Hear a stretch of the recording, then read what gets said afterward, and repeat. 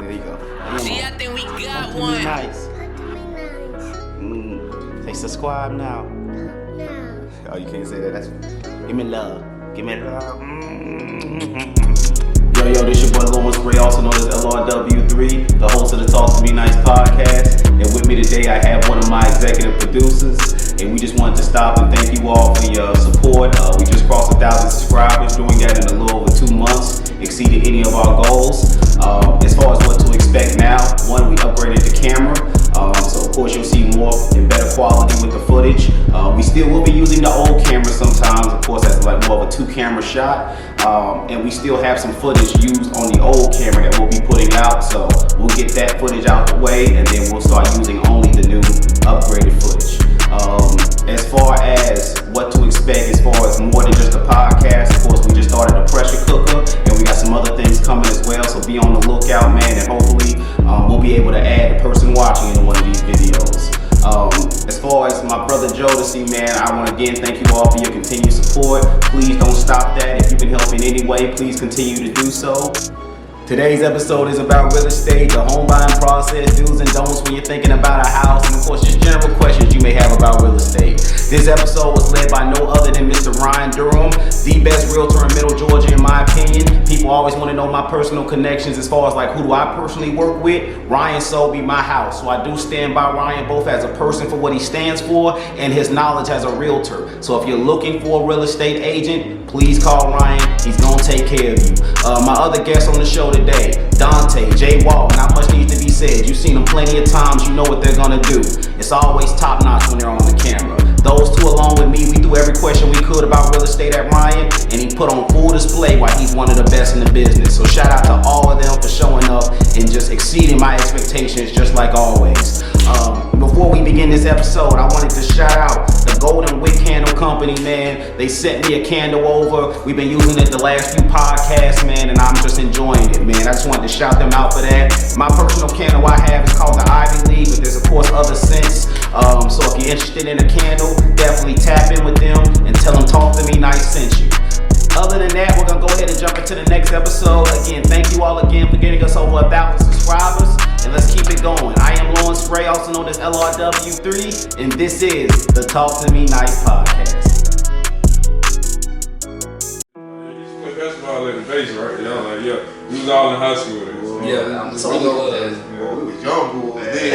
Yeah, you can tell us nothing. We not high all that grown That's what we were just talking. That's what we were just talking about. Like all them older guys that was in there thought they still had hoop dreams. Exactly. Talking trash. I'm like 7th grade. You like 28, bro. You supposed to be doing. Hey, this is what you're supposed we used to get mad too. Like, bro, you supposed to do that to me, man. You like twice my size and you 28. They thinking they got it. And him low blocking. And then look, Right. and then look, we used to talk about them guys the other day. Me, Ray, or Darius went out and played basketball, and we were them. Hey, the minute I realized I was still. The minute I realized. Hey, the minute I realized. But then what? We can do your play.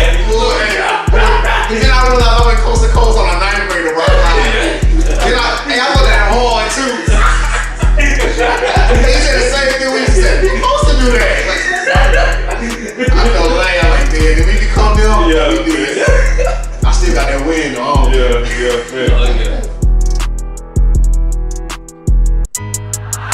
You can't buy happiness, See, I think we got but you one. can buy local, and that's kind of the same thing. Support what supports you. Here at the Talk to Me Nice podcast, we support all local entrepreneurs. Please contact a local business for any and all of your needs. And when you get there, remember to talk to them nice. A wise man once said, there's no place like home. And after today's episode, you may realize that that dream house could be a reality.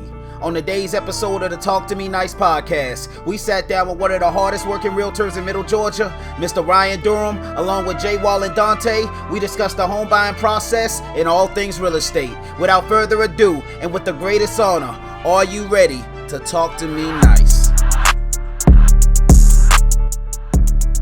Everybody been here before. See, I already know I'm about to ask y'all, man. Anything you don't want to ask, anything you don't want to come up, anything like that. Alright. This one about real estate. We're the only one realtor here, so pretty much the whole thing gonna be on you. I mean, we're trying in what we can.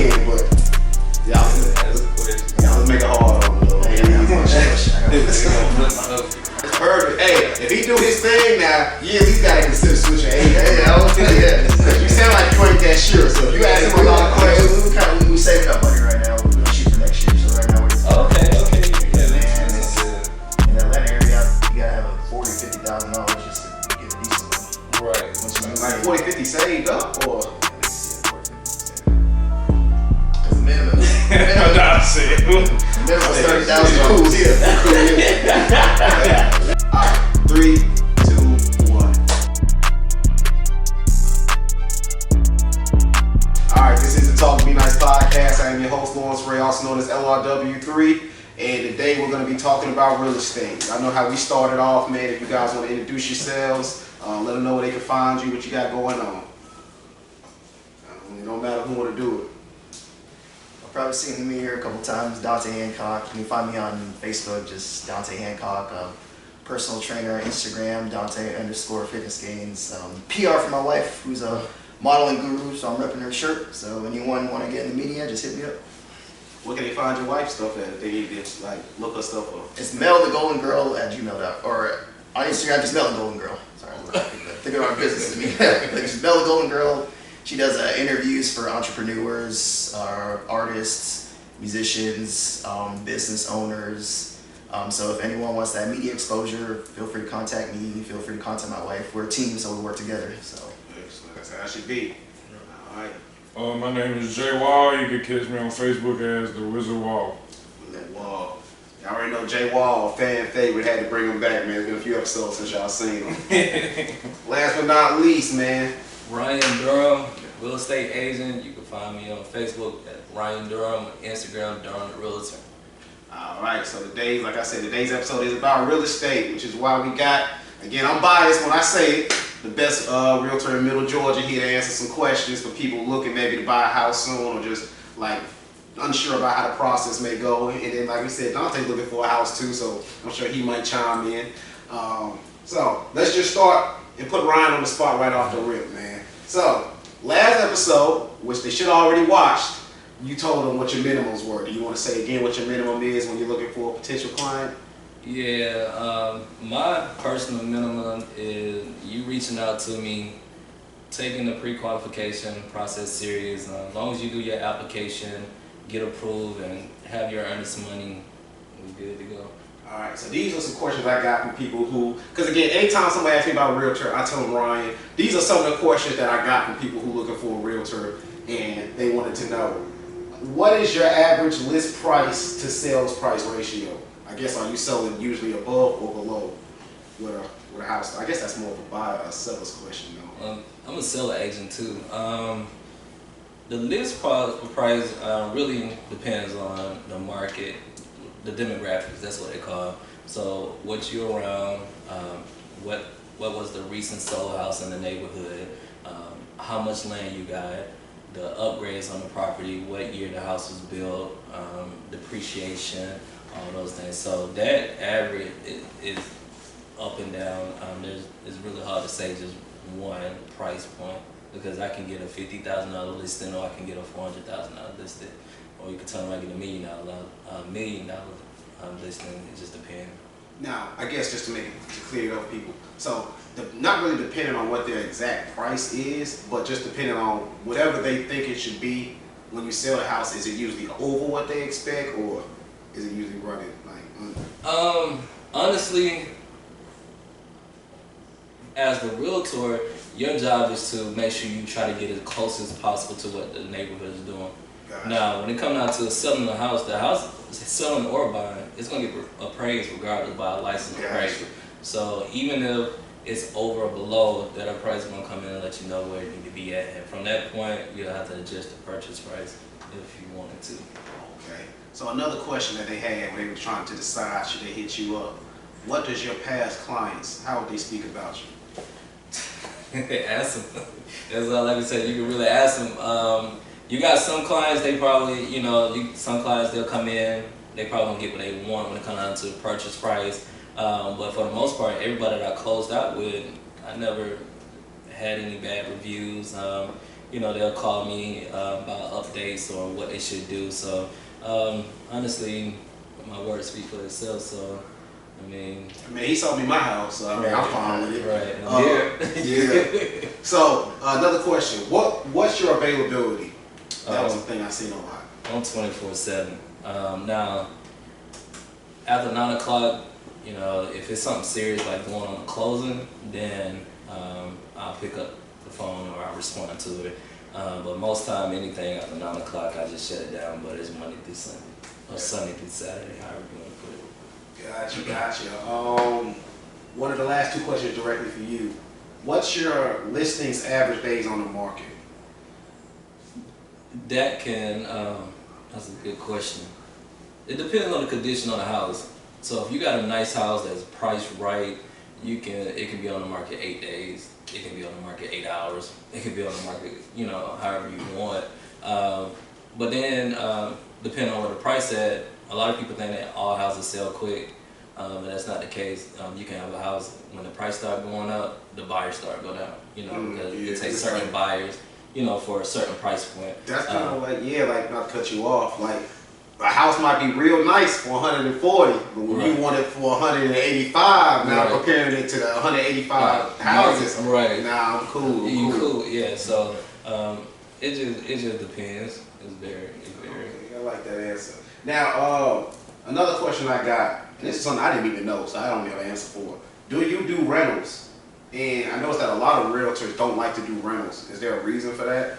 Well, the thing is, as a buyer agent, my company, we don't facilitate rental property, so we don't list rentals. Now, I can go in the MLS and pull rentals for you and send it to you, but if you say, yeah, I want this house, you will have to actually contact that brokerage that lists the property for rent.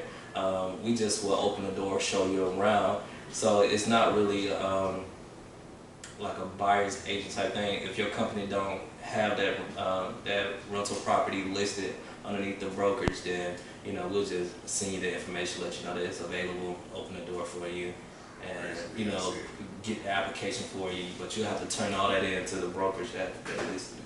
Gotcha. Okay, perfect. So, rest of the questions, and y'all make sure, man. I know he doing this thing, but y'all jump in, man. If y'all got a question, this is the ultimate. Or you think somebody might have a question, we got a realtor sitting right here, so put it, ask him. All I can tell you, like I said, I got some questions lined up for people who ask about a home buying process. Sure, Dante, you might think of something that you might come to your mind. I should do that. Something. So, go ahead and start it. Okay, so, would you recommend buying a house with HOA fees or non-HOA? That was a question. Go ahead. Do your thing. I've been looking at that, and I'm gonna put it like this. It got pros and cons in the subdivision. Now, if you got land, then you don't want a house with an HOA. But then again, it depends on where you're located. So typically, when you purchase a house in a subdivision like where we at, you want to keep what's called conformity, so your value stay where it need to be at. Let's say you doing everything right, you keeping your grass good, your house in good condition, but your neighbor not.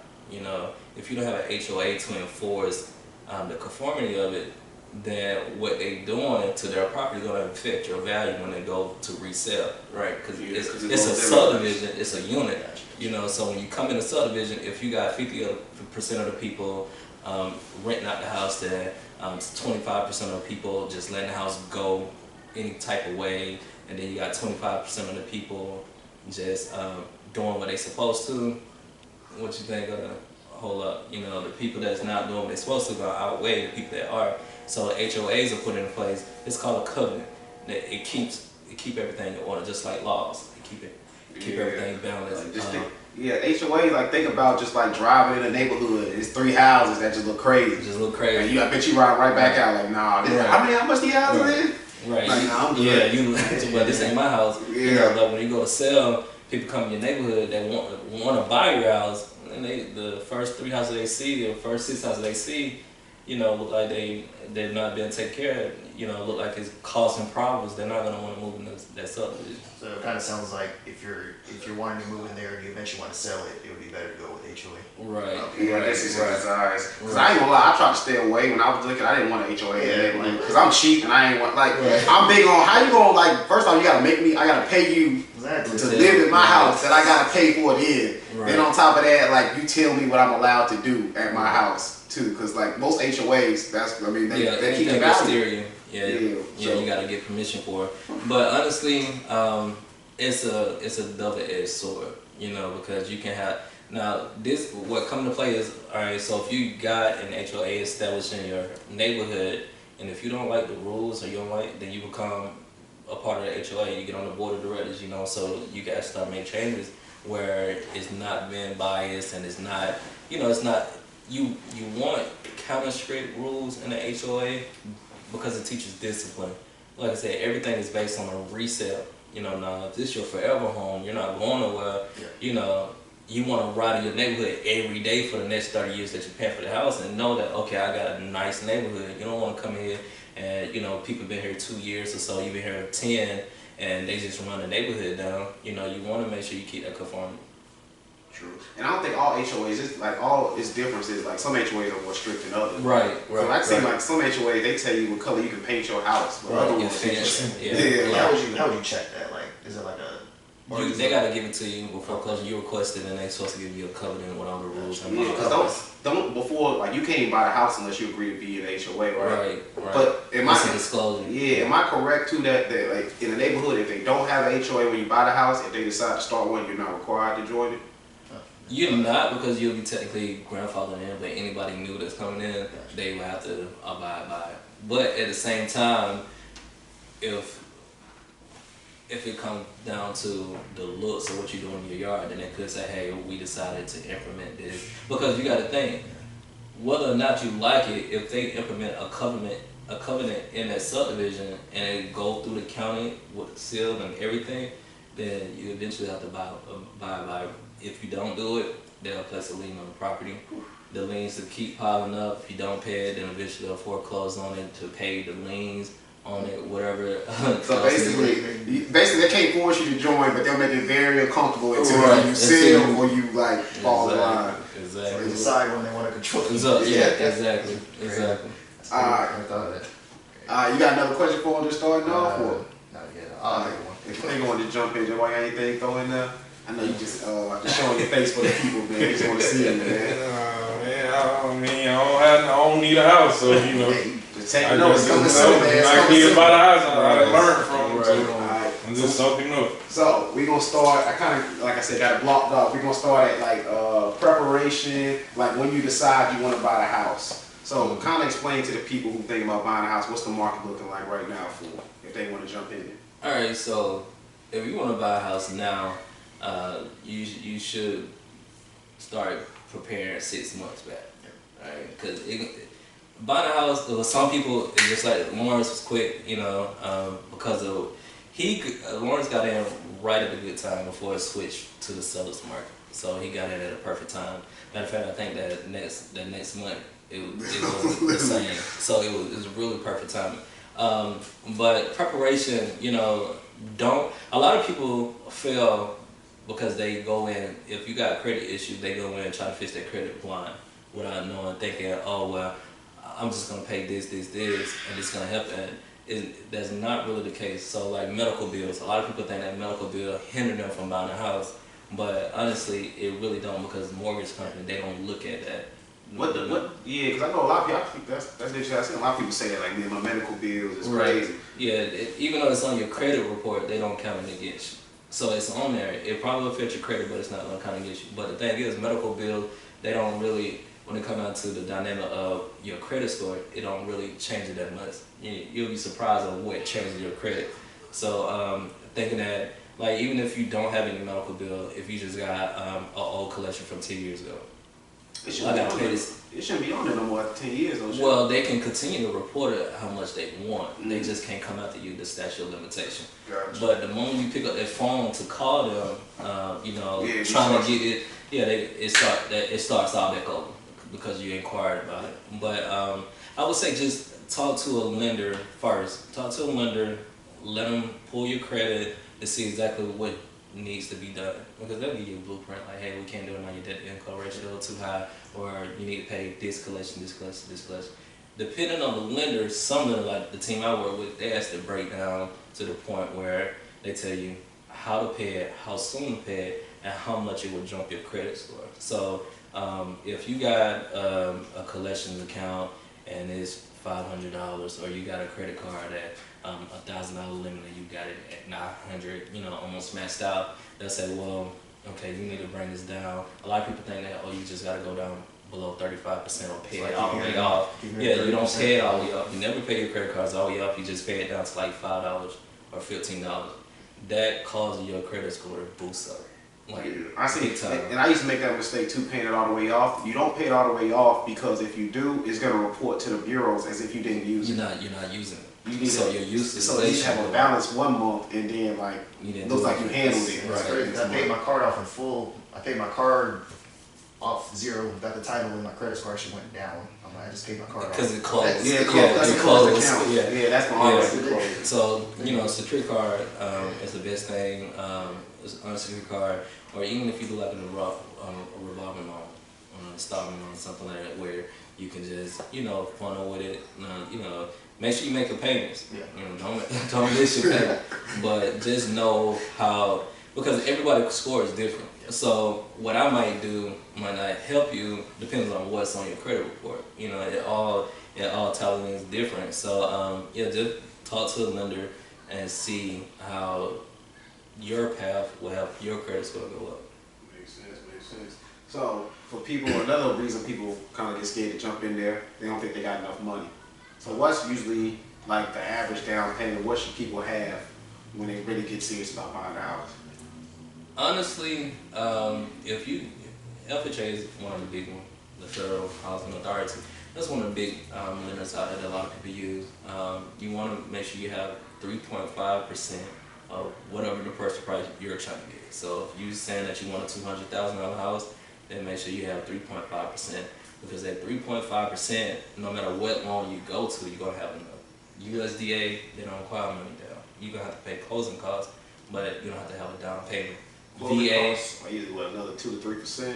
yeah. So typically yes, but you want to account for 5%, and that's worst That's case what I'm at scenario. now. They said they at least want 5%. So I think I'm at the US. I think I'm at that one. Yeah. We tried for the FHA, but she was like, we had to have like 740 credit score and 3 months reserve savings. That's what We're she gonna talk kept telling after me. this That's show. what she kept telling me. We're gonna talk. The Nah. realtor told you that, or My loan officer, she was, Okay. she told me that. She was like, yeah, no, because I was trying to go for the FHA, but she was like, you have like a 740 No. all across. You No. gotta have 2 to 3 months reserve saved up.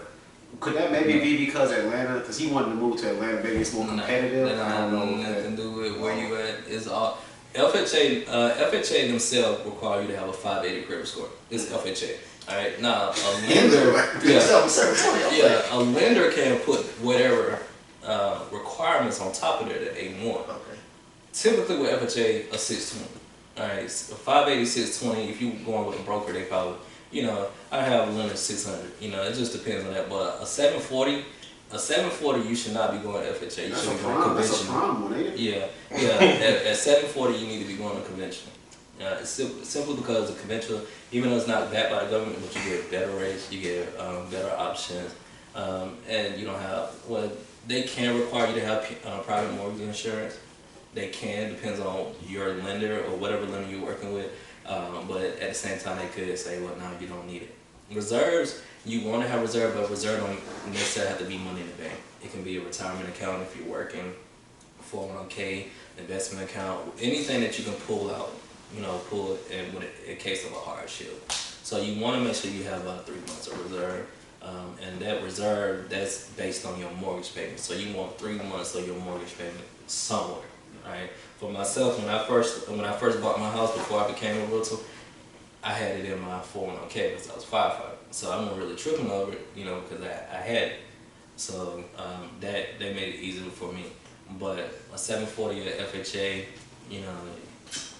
Yeah, that's kind of like you should have it easy. Easy. Yeah, you can get in-house for 740. Yeah, at 740. you But need like, to what I was gonna say is like, depending on your credit score, if you got the more cash you have, that can cover up for it. I don't think Not that. really. I don't think that really works, and we gonna let you answer it. But I don't think that really works much in terms of house buying unless you got the full purchase price. Like, Right. if you got, most people have 5K, you got like 15. They'll tell you to keep it Yeah. because that's based off 360 months. Yeah. Right. So each thousand is spread out. So it really, let's say your house is 100,000 or 200,000, and your loan amount after the 3.5%, you end up bringing in 180 or something like that, a loan amount, or 92,000, 192,000. and you say, well, I want to put $5,000 on it, you know, as a down payment or whatever after the requirement. They go, if everything else taken care of, some people will let you do it, but other lenders like, you know what, use that money, move in, get your lawnmower, get what you need for your house. Because it's not going to change your grand mortgage. scheme of things. Yeah, your mortgage probably dropped $2, $5, or something. Yeah, that's like what I was that. thinking. Yeah. Like, okay, yeah. So basically, unless you big time and you about to come with $100 grand, maybe. Like, Yeah. Because I think I 100. had asked for $8,000 8. down. I was gonna do an extra 8, and then they was like, no, don't do it. you don't You get know, that you shit spent time. for your house. So Yeah, buying appliances. Keep that 70 Go pay that 75 cent extra. That's all you need. yeah, because it's not changing too much. Alright, so we are back with the Talk to Me Nice podcast. We're gonna jump to the next kind of cluster of questions I got, which is about like you decided you want to buy a house. Now it's time to go look for the house. So, let's say someone's ready to buy a house. So of course they call Ryan. Now, when you're trying to figure out like where to take them to see a house, like what's your process? Like, is it like HGTV? Where they're like, are you looking for like a ranch house, modern style? Like, do you ask that, or is it more, how many bedrooms? What's out there? Right. Well, first off, that first stop is the lender. We're not showing a house unless you got your pre-approval. Simply because it's a lot of time and left effort. And now in this market, you got to make appointments. So you can't just pop up at people's house. And with COVID, you can't just, it's not, we're not jumping in the car and just going around on a Saturday. So the first step is, as soon as I get that pre-approval from the lender and you tell me your criteria on what you want, the style house you want, bedrooms on, what area you want to be in. Before we even go look at any houses, you already selected what you want to see. So the hyperlinks I send over, I'm sending over where you can pull them up, and either you thumbs up or thumbs down, and from that list we'll get like 3 houses. Once we solidify which one you want, then we'll make the appointments and we'll go out and look at it. Now, because you wait for the pre-approval letter, so they know how much they have available. Do you be having to have tough conversations with clients who only pre-approved for like $150, but you need to take them to this $300,000 house? No. I haven't had to deal with that simply because most of the people I deal with, they make me level-minded. They know what they want, they know where they got to be at, they know we're not going to see a $300,000 house for $150,000. Unless you got an extra $150,000 that you're gonna put down. It's that one client. That's your job. Just negotiate it down. $150,000. At that point, is definitely no. We're not doing it. Yeah. We can't do that. And I don't be rude about anything. I just we can't go see that because you got to send a pre-approval to the listing agent before you go see it. So it's not like they just. They're not just opening doors for anybody. Yeah, because before you could just show up, they had a little thing on the door. You just Right. You just walk in. Yeah. Now, some houses it show at any time, but it's a lot of time. That's a lot of time. Taking out. All right. So let's say they find a house, and this is another question they had. So I find a house, I really like it, but how do I know the listing price is fair? Then appraisal. You wouldn't know. Even if you get it on a contract for that price, everything is contingent on the appraisal. Gotcha. Unless you got money to waive appraisal contingency, and that's mostly with cash buyer because the lender's not going to finance a house that's not worth. Gotcha. You kind of transition to the next question I had as far as appraisals and inspections. Why is that so important when you're about to buy a house? And is there any exception when you should waive it? Like not for financial reasons, just like you don't want to do it. Nah, there's really no exception. Simply because you can walk in the house, everything good, new floors, new paint, crown molding, everything, but you got a whole termite issue that you can't see. Or it's your plumbing stuff. Once you want to water for 30 minutes, it start backflowing. So the inspection that's done during the due diligence period, but that's to identify any hidden defects within the home. And the inspector work for you, so it's not for the seller. The inspector for you to let you know, like, hey, this house is good to go, or this is what needs to be fixed. This not supposed to be like this. This doesn't meet code. The appraisal that's done by the lender to protect the asset. You have no control over that. The seller don't have no control over that. That's simply one of those. I can't talk to the appraiser unless it's about appointment or getting a report back. The seller can't talk to him because at that point it's biased. Yeah. They're not gonna have. Speaking of bias, like I know a lot of realtors they say they have non-biased inspectors. So should you hire your own independent inspector? Like if I was going to buy a house, should I because some parties offer inspections just to get more honest. Because if it's going through the seller, lender, whatever, Right. It's kind of part of their party, so they might give that biased answer. I'm gonna tell you like this: your realtor is supposed to have your best interest at hand. Point blank, period. Whenever you hire a realtor, you gotta make sure they have your best interest at hand because that's gonna play a part with everything else. So if your realtor just thinks at you as a dollar sign and just want to get you going, get the money, then you got to make sure that everybody they recommend to you don't have that same agenda. All right. So yeah. I would say that if you gotta fact check your realtor, you probably need a new realtor. You probably need to start there. If you can't even trust your realtor, you don't need to go to the next step. You need to reevaluate the first one. Now, I'm glad you said that your realtor has your best interest because technically, realtors are allowed to rep the buyer and the seller. Oh, legally, that's what you're doing. That's why you gotta sign a buyer's broker agreement. Like, it's legally representing you in a real estate transaction. Gotcha. So, have you ever rep buyer and seller in the same deal before? Oh yeah. How does that? Does one side really usually feel like you kind of like, or is it usually pretty straightforward? So how it works is with a buyer and a seller, one become a customer, the other become a client. We in Georgia we don't do dual agency. That's what they call dual agency. Yeah, that's where right. both are clients. We don't do that. So one become the customer, and the other become the client. Typically, how it goes. Let's say I list the house for sale, and the buyer contact me directly, and they don't have a realtor, and they say, "Hey, I want to put an offer on this house." At that point, I explain to them, "Okay, I can write up the offer for you. I can do whatever you need, but just know you're a customer." And on that buyer's broker agreement, it will have checked off. You've seen it before, where it say customer, and the seller will be the client. So what you do at that point, you just advise them on what they need to sign. And I can't start counseling you. I So can't. basically, you can't tell them to do anything. No, the only thing I can do is write out exactly what they want me to do. So would it make sense for them to just get their own realtor then at that point? Because you're Yeah. pretty much going into it like kind of blind. It's like, yo, I know you're telling me what to sign, but technically you're signing basically stating I don't work for you. So Right, and I tell everybody, you definitely need a realtor. Whether it's no matter who it is, you always need a realtor because at the end of the day, if you're not like for me, I'm not gonna have a realtor. If I have a realtor, it's gonna be my wife or something like that. But as far as like doing a transaction, because I already know what to say. But if you don't have actual knowledge and understanding in real estate when it comes out to the documentation and paperwork, because this thing, it goes deep. It's not just, you're not just signing paperwork. This stuff, it goes deep with the Real Estate Commission of Georgia, all that. So, and we get fined, we get sent to court, all that.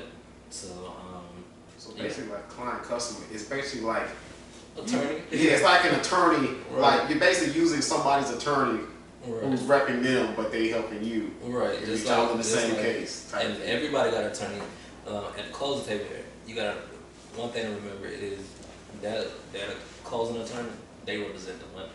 They don't represent the buyer, so they represent the lender. Make sure that all the documentation is signed and everybody know exactly what's going on in this purchase and sale agreement. So let me ask you this: if like that attorney doesn't make sure everything is signed, if something does not get signed, is that deal still official, or would it fall through? Like technically- You don't get funding until everything's signed. Gotcha. So what they do, you'll sign all your documentation, they'll fax it off to the lender will go through the closing department, go through, make sure everything's signed and done. Once they clear, everything's good, it's signed, they'll send you a funding number. Gotcha. At that point, the seller get their check, the buyer get their keys, and everything else will go. Gotcha. All right. Any questions y'all got as far as anything he just said, or anything that kind of flows with that? I've been seeing some commercials, mortgage insurance. I heard that they protect the mortgage up until you buy it, but then after that, you gotta basically get your own insurance to prevent like people from, I guess, getting access to it. Because I've seen stories of people getting access to other people's mortgage, and they literally sell the house for sale. Right. Okay. Yeah. What? Hold on, Yeah. what? Yeah, I've seen that. Because they got mortgage insurance up until you buy it, Yeah, but you after got that, you gotta mortgage get your own. God, No, you can waive mortgage insurance, but it's an option thing. But it's definitely how they recommend it. And simply because, all right, let's say for instance you bought a new construction. Nobody ever owned your house before, but let's say the seller, the builder, paid the landscaping company to come out to put the landscape, the sod down, but the landscaping company didn't pay the sod people that they get it from. They fall back on the lien. At that point they put a lien on your house. So even though you have nothing to do with it, you just bought the house, but it's still at that point you still have a lien on your property. And most times you don't even hear about that happening because it just goes through the mortgage insurance. You'll never know. But if you don't have mortgage insurance, they knocking at your door. Now you gotta get an attorney. Yep. Now you gotta work this thing out. Does that usually like fall on the client? Like, can they fight that? Like, I think y'all. It fall on the owner of the house, unless you got mortgage insurance. That's great. That's Yeah. crazy. So, Cause you did turn around, not to give everybody legal advice, cause you did turn around and sue whoever. Like, yo, they sued me, it was your fault. Right. You can't. Well, let me not give legal advice. Is there a case where somebody has at least attempted to? I don't know. Yeah, I was like, But that it's sounds out crazy. there, and it's one of the things that had to happen. Most time, real estate, every documentation you sign, when it comes down to mortgage fraud and all this stuff, title shit, it's because something gonna happen. Yeah, like And kind of they like got insurance too, like right, precedents. because of the lawsuits. So. Yeah, that was a good question. I Yeah, had no it's idea. definitely that. And That's crazy. to be honest with you, I was gonna waive mortgage insurance because I didn't think I needed it. But in my experience going to closings, matter of fact, just today I had a closing, and the closing attorney. Hold on, y'all see that quick flex? Last episode he was on, he closed 1 minute episode. Now today, right before I came, I closed another one. But anyways, quick little flex. But he went into depth about why it's so important for mortgage insurance. So it's crazy you brought it up because I just had an earful today about mortgage insurance and how it can be a headache for the buyer or the owner when they didn't have anything to do with it. That's crazy. I can put it up there. I see those commercials on my commercials. Now you got to be careful with some commercial. Every advertisement out there doesn't mean it's good. So you definitely want to follow with your realtor or a lender or a closing attorney, any type of attorney before you actually pull the trigger on something.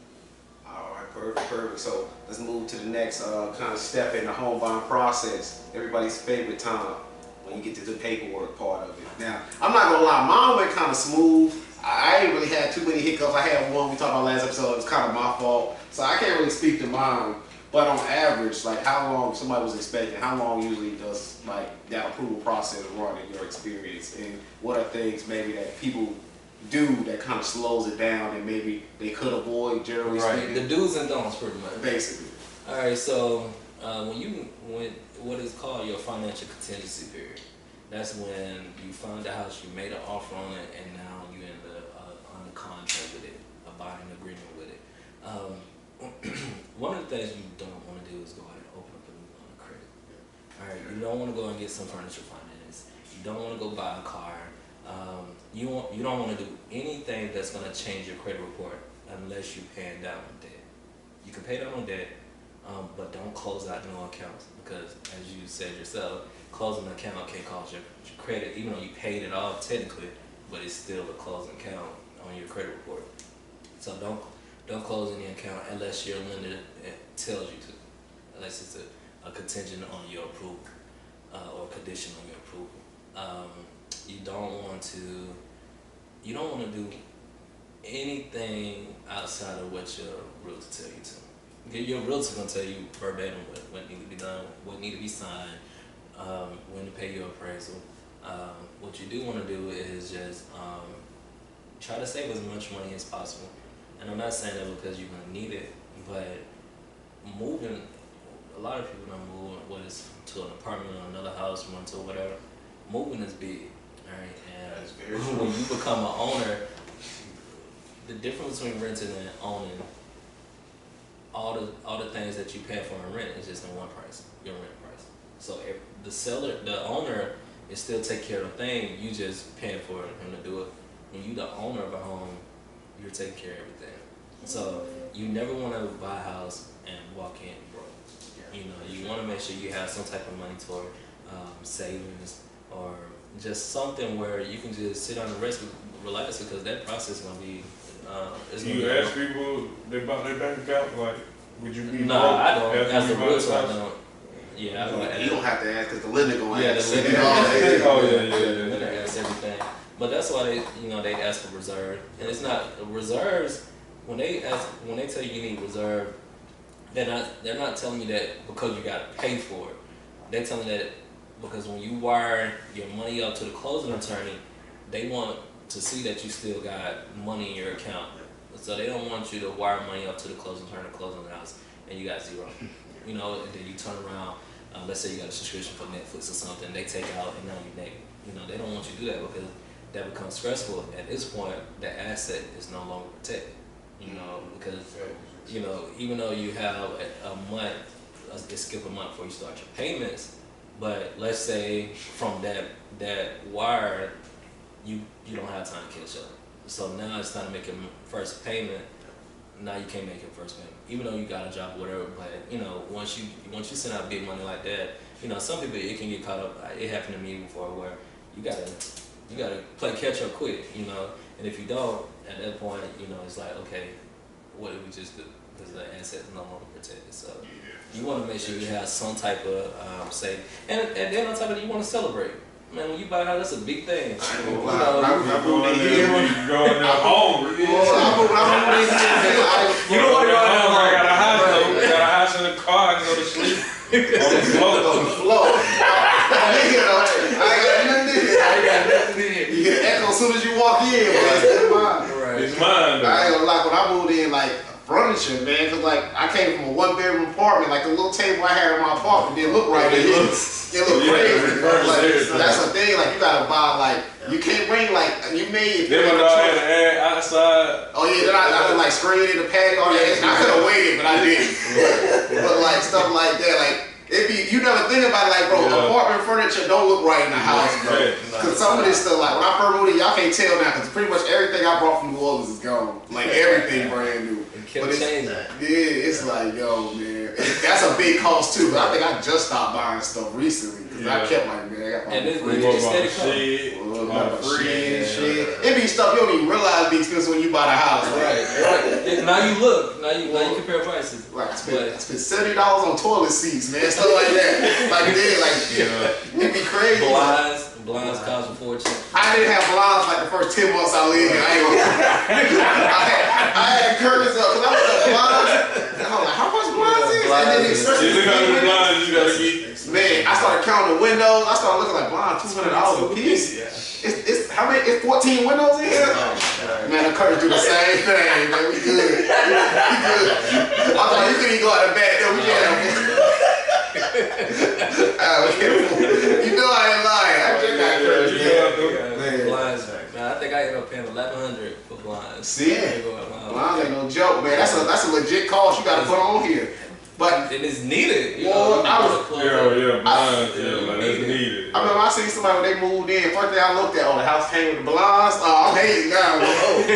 So most houses they don't come with blinds. Nah, blinds, refrigerator. Yeah, I know that. Stove. No, the stove have to be installed. You gotta have a stove. Dishwasher. You gotta have a dishwasher. So most houses come with stove and dishwasher. And microwave. Okay.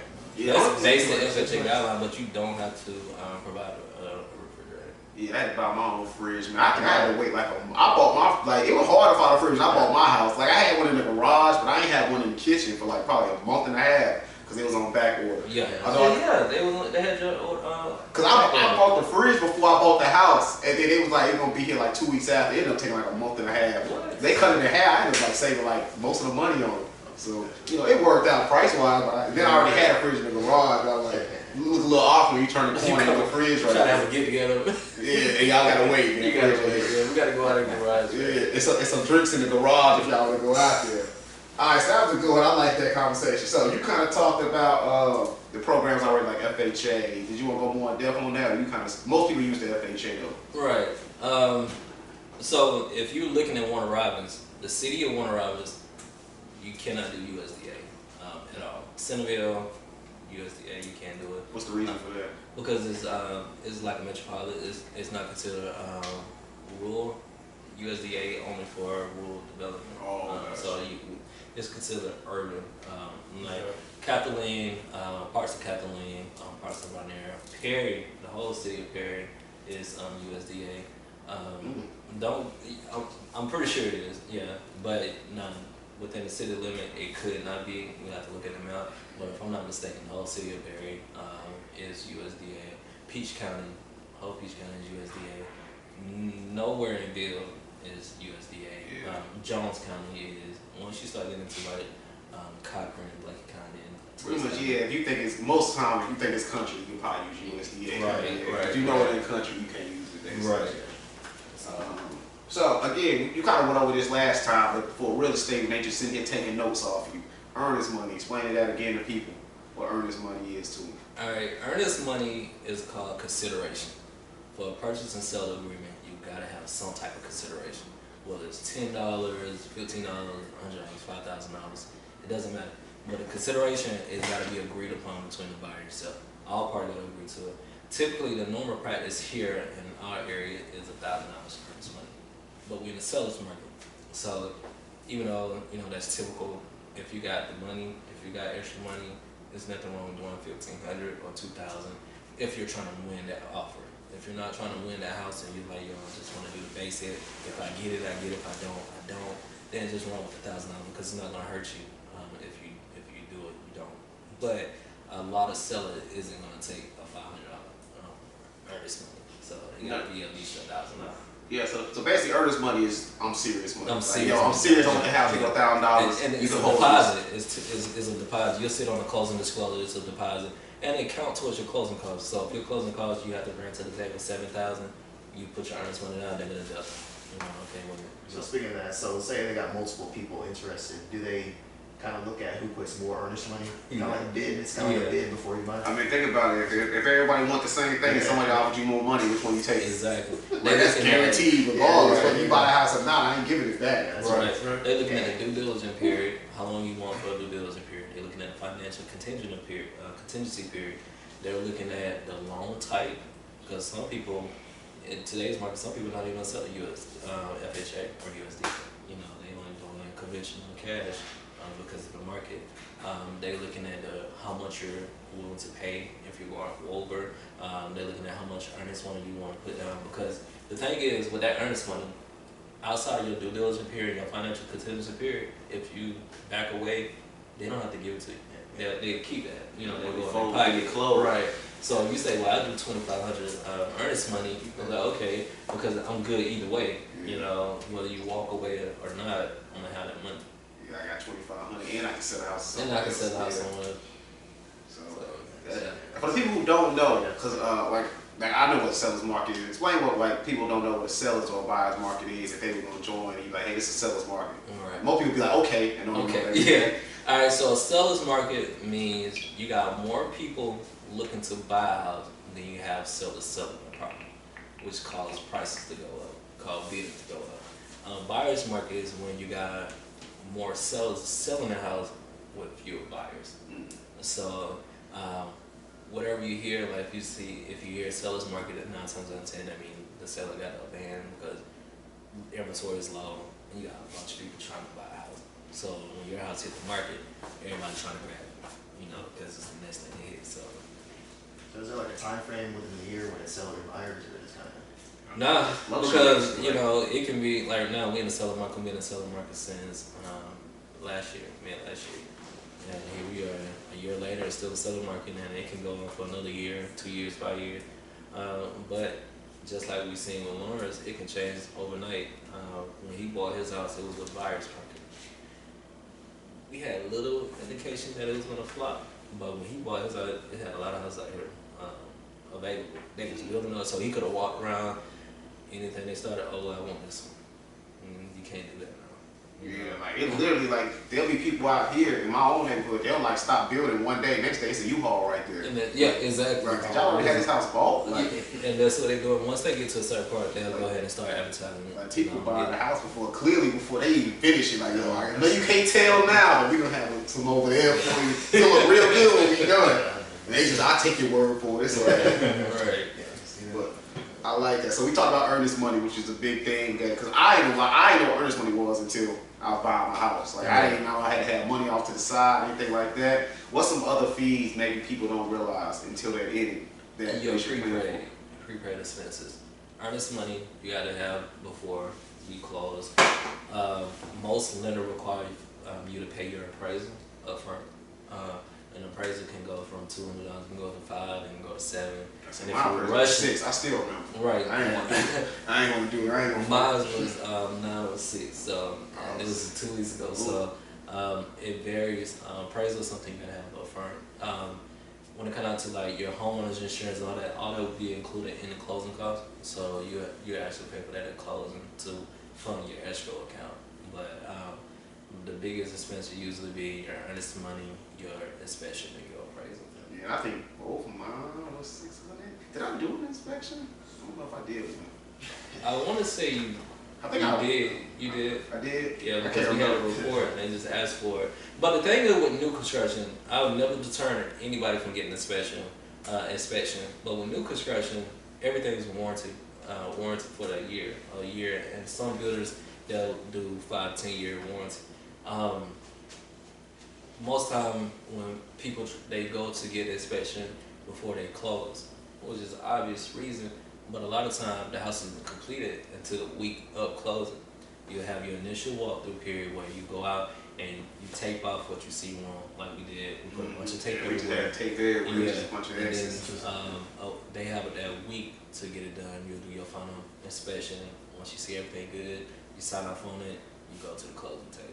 So it's really, I would say get one if you don't feel comfortable in the building, but you do want to get one to see, make sure that some things are in code. You know, like for shingles on the roof, they can't go out past an inch off the side of the roof. When you got 6 inches going all around, you know, when you're going to sell your house, you got to take care of it.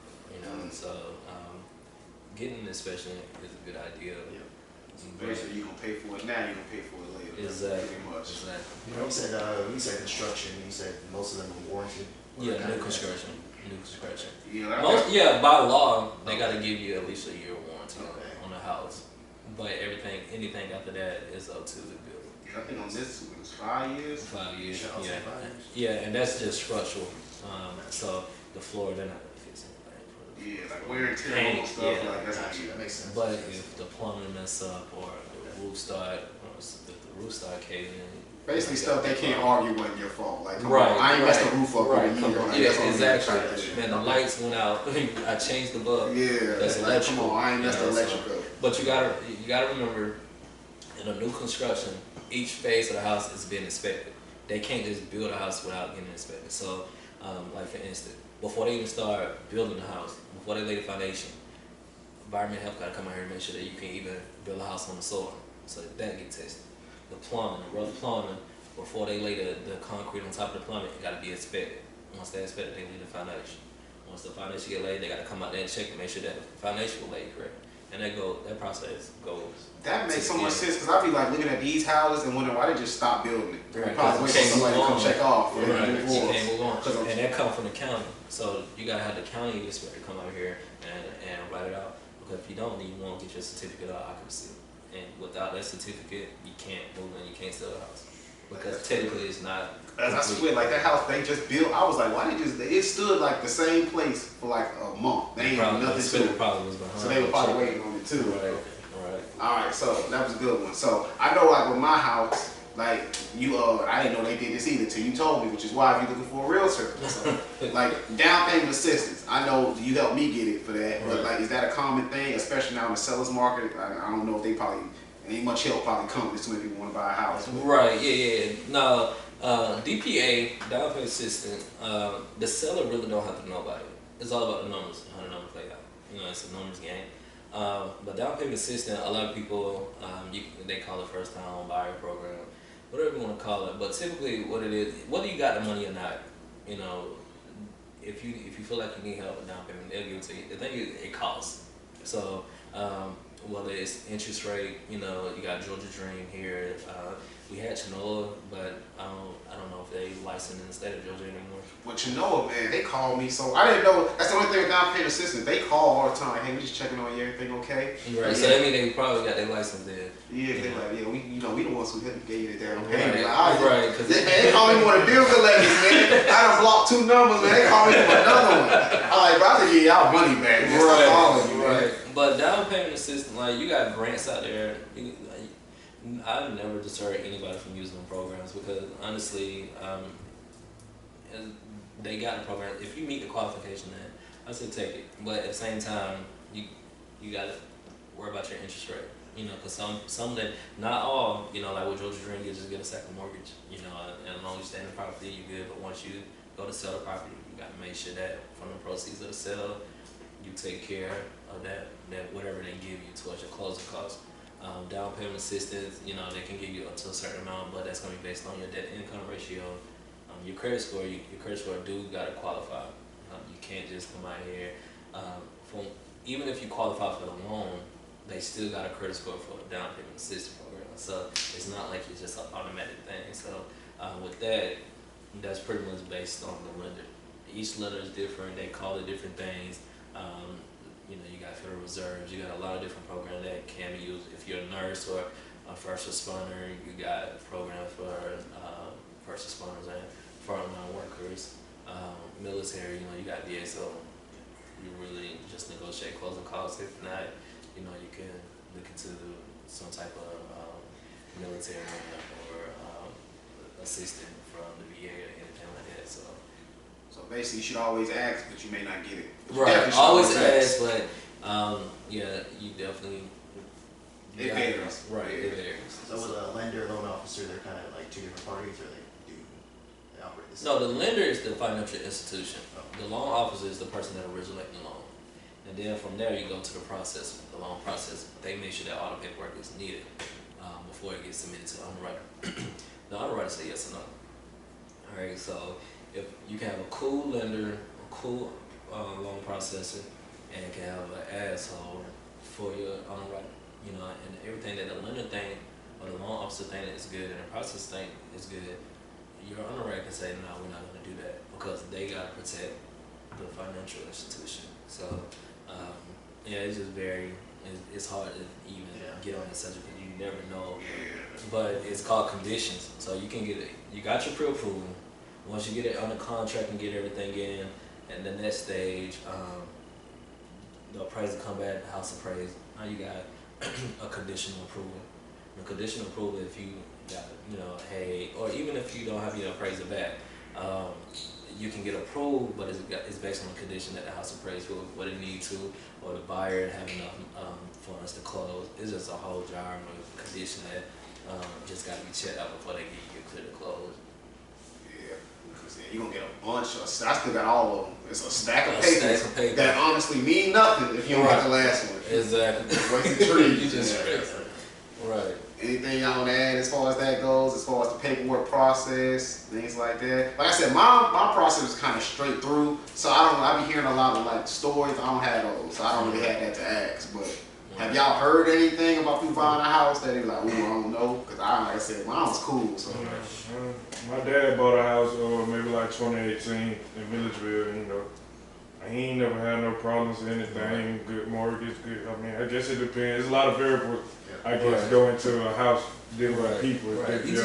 You want to make sure, man, like for me, like I'm dealing with a team. Like when it comes down to lender, and not just one that I want, multiple lenders. And I have multiple lenders that I work with. Inspections, your team got to reflect your business and you reflect your agent. So when a client come in, your job is to make sure that they have a smooth process and they get all the information that they need. You don't want your client going in, signing documentation, going in the house and don't know what they just did. You know, hey, you know, what I do, you know, well, I didn't know this, you know, and Lawrence can take, he knew everything that he needed to know before he got to the closing table because I over communicate. You know, I just like, yo, we got to make sure that this done. You know, I make sure that everything is timed out right. Now, some things are out of my control. You know, I have to say sorry. You know, or Like, you mind telling you? You think? All right. So with him, you know, we did the DPA. The whole time, I think it was from the beginning. He had said, "Yo, what I need to bring." I said, "They're gonna let us know what you need to bring, but it shouldn't be more than this, bro." So the whole time, I think, like 2 weeks up until closing, I hit the lender up. I called her. Shot him a text message. She said, "Nah, you good? Yeah, you good. You ain't gotta bring nothing." Good. I sent an email. She said, "You actually gonna get money back." Like, right. So I wrote email. You know, I think you was CCing it. yeah, cause even before then, cause I ain't gonna front, I was kind of an asshole through the process, like everything, like, cause I was big on, I don't want to pay for this, and then y'all tell me, hey, we need you to bring this last minute. Now I ain't got it. I'm not like the appraisal $600. I don't really want to give you $600 if you can't guarantee later on it's gonna be good. Cause now I'm out $600. Like, it's a lot. That's why I kept asking the whole time. All right, you say I'm good if I do this. Yeah, you good. Don't worry about it. All right, cool. Cause you told me that every step before I gave you a dime. Right. So yeah, go ahead and pick up. So the week's coming up. Sunday email. Hey, dude, Lawrence need to bring the thing to the closing table. I know you mentioned that he wouldn't. He'll get money back. Yeah, no, you're good. But the day before, 2 days before, I think they said you had to bring like 3,200. It was like no. At first they told me 5, and then I was like, nah. Then I ain't gonna front because I'm big on principle. I said, "We'll cut the deal, bro." Right? Yeah. He was like, "Nah, I don't want to do it no more." I don't want. You know me. I'm good, bro. Ain't worried about it. That's great. Try. I cut it off principle. Even if I want the house, I don't care. Y'all told me so many times. You kept asking, right? Yeah, I tell like that's the main thing. Like I kept like y'all told me from the jump 5 because the thing was like I had other accounts. So I literally had one account that was strictly there, like for house buying. Like so, I already like just in case they kind of called me because I had 3 accounts. I'm not gonna front. It came up one moment, but they didn't really know how much was in each account because they told me the longest, and maybe that's my fault. We just need to know the account you want to be considered. So the account I wanted to be considered literally kept the right amount in there. That's why I kept asking, how much do y'all need? Because that's all I left in there. Once you transfer it over, you got to show a bank statement where it came from. And that became an issue because later on, like, cause I moved some money out before I started the house. Hey, what you did with $12,000? Right. Like, oh snap! Like, it's my money, but y'all ain't tell me I had to show that. Right. So then that's when it came back like 5. I'm like, nah, I ain't doing that just because y'all told me. Like, I could give you the 5, but I'm not going to just because y'all told me I didn't need to. And literally, I ain't like it because it's like, bro, we 2 days away, bro. You could have told me that ahead of time. Right. So, and it came back. He had to bring in 3,200. So I bid a good chunk of it. The seller gave about $500 extra. The lender gave I want to say it was 1,000, and I spit out 19 for him. But based off principle, you know, it was because I co-signed. So it's like when I tell my client something, if you and I stopped going. You for the people, Yeah, that's why. Yeah, that's why I gave him that. That's why anytime somebody asks me around, like, nah, he had to do that. Because, like, that wasn't on him. Because now when I know the process, like, that's not really on you. But it's one of those, too. You like, still make your face go. Yeah, like, it's one of those. Like, technically, yeah, it's not your fault, but you my guy. You the one I'm asking for. So you like, nah, I get it. Because every time, like, bro, I ain't trying to give you this now. If it ain't going to work now, it's going to work. I got you. Right. And so it's like one of those, like, I was big on, bro, hey, no, I'm good. Y'all keep the house. Right. And he came back. Just I found another one. and from that moment, I stopped being a quote-unquote middleman. So, like, if I'm confirming something, it's in an email with my client, and it's coming from you. So, when it comes down to like the numbers, well, how much am I have to bring? You got to talk to me. That makes sense. That's I was gonna ask you earlier. Like, had you had a situation where you like, all right, man, I learned from that. Like, cause that wasn't even like a bad one. Cause like, yeah, I won't cut the deal. I ain't gonna front, but it was more principle than anything you did. But like, is there other situations like you learned from? Like, yeah, nah, I can't do that. Cause like, yeah, that one, like that mistake. Like you say, it cost like $1,900. Yeah, 19. I mean, to be fair, I just seen a few people, so I know don't commit. I ain't counting your pocket. I'm pretty sure you made that back. It wasn't on you. And that was the thing. I didn't care because, for one, it was coming out of the deal anyway. But it wasn't on you. And like I said, it's principle. So I'm like, and I told him that. But to me, the overall goal is homeownership.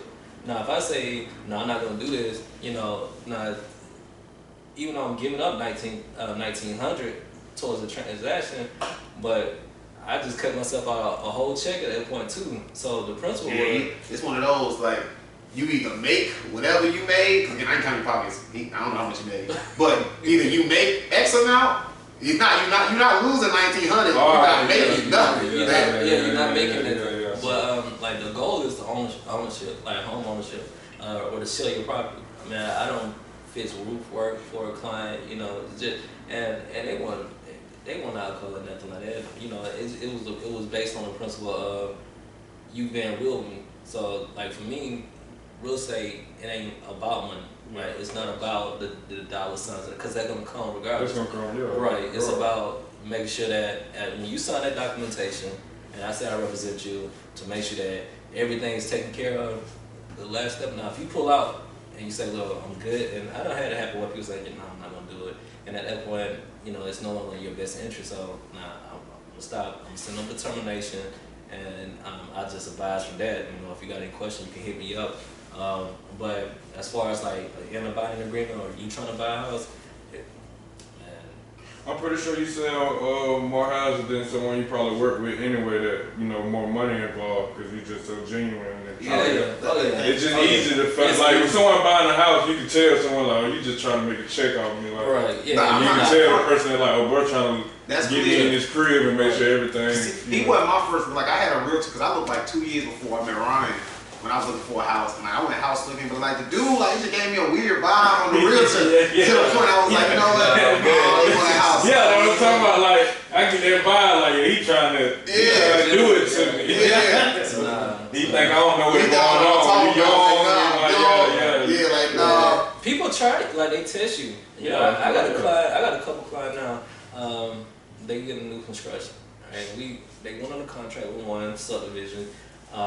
And then they went to another one because the price was lower, right? But we went to go look at it, and you know, the husband like, yo, what do you think I should do? You know, I really ain't trying to pay this much money. I said, well, you need to come here then. You know, don't even worry about that house. I said, because you're getting the same thing. He said, I can't remember who told him to do it, but somebody told him to ask me that to see if I was gonna try to persuade him to go with the more expensive house. But you know, the more money, the bigger the commission. And he was like, yeah, you good, you know, and that's what you gotta do. Like some realtors, you a dollar sign. You a dollar sign, and if you can weed them folks up though. That'd be easy. I can see. Sometimes some folks can't. Some people good at that.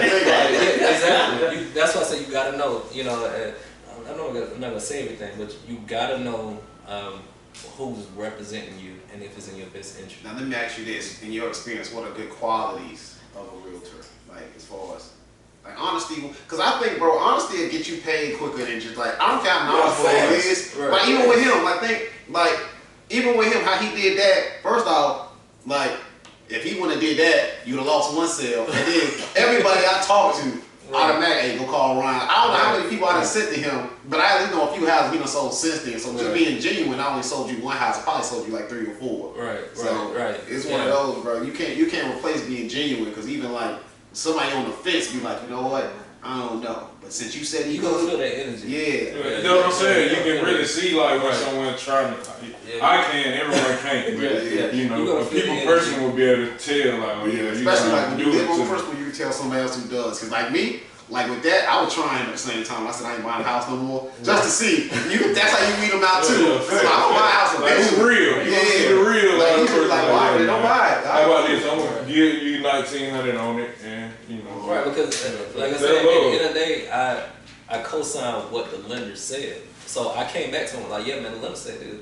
You good? And he kept asking me like, so you saying? I said this can't. You know. So I think what's saying because he probably asked you that. Her too. Every time. Make sure I ain't gotta bring nothing right. Well, every conversation ended. So you said I'm good, right? I don't need nothing. Nah, you good. I'm just trying to keep asking. Every conversation. I asked that so when it come up later on. If you only asked that one time, you're like, but I asked you that. I don't remember that. You can't say you don't remember me asking you that. All right, I'll talk to you later. I don't need nothing right now. You good? All right, man. Talk to you later.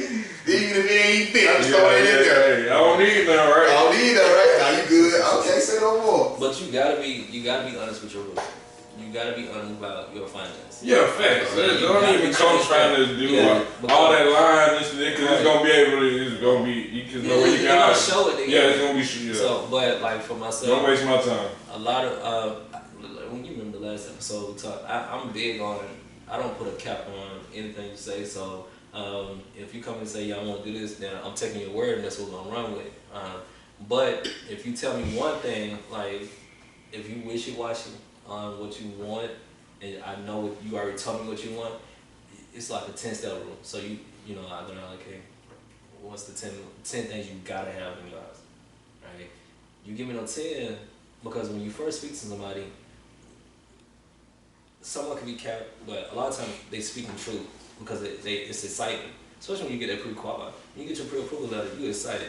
So the first thing they tell you when you say what you need in the house. Now something, it was the realistic thing.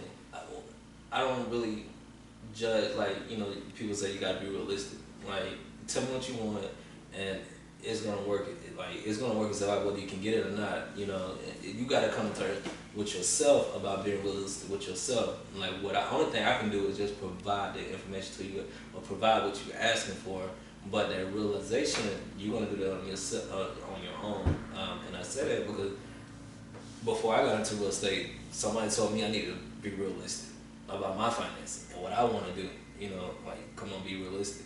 And it didn't sit with me well. So now when it comes down to real estate, you tell me what you want, all right, I'm gonna send it over to you. You know, you guys, a couple people, I send over in a link. You click on it. Is this what you want? You're gonna say yes or no.